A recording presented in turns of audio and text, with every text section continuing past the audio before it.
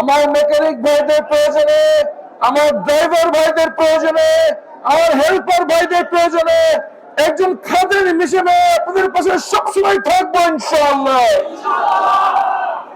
ঢাকা উত্তরাঞ্চলের সাথে যোগাযোগ গাবতলী একটি অবহেলিত জায়গা। এখানে কোনো হাসপাতাল নাই। এখানে আমাদের যারা শ্রমিক ভাইরা আছেন তাদের জন্য কোনো ক্ষুদ্র নিয়োগের ব্যবস্থা নেই।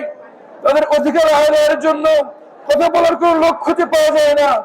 ইনশাআল্লাহ আপনাদের সকল প্রয়োজনে যদি একজন কথা বলার লোক থাকে, এই ভাই আপনার সামনে থাকবে ইনশাআল্লাহ।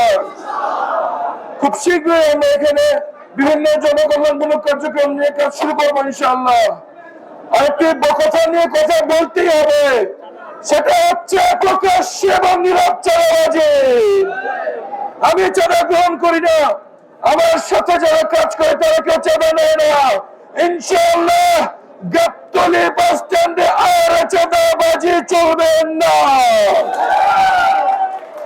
আপনারা মাথার ঘাম পায়ে ফেলে যতটুকু টাকা উপার্জন করেন পুরোটাই আপনার। আপনার উপার্জনে কেউ ভাগ বসাইতে আসতে পারবে না ইনশাআল্লাহ। আরেকটি বড় সমস্যা হচ্ছে মাদক। প্রকাশ্যে মাদক বিক্রি হয়, এই বাস স্ট্যান্ডে মাদকের আনানো করা হয়। ইনশাআল্লাহ সবাইকে সাথে নিয়ে, আইন শৃঙ্খলা বাহিনী প্রশাসনকে সাথে নিয়ে এই গাবতলী বাস স্ট্যান্ড দিয়ে মাদক পাচার আমরা বন্ধ করবো ইনশাআল্লাহ।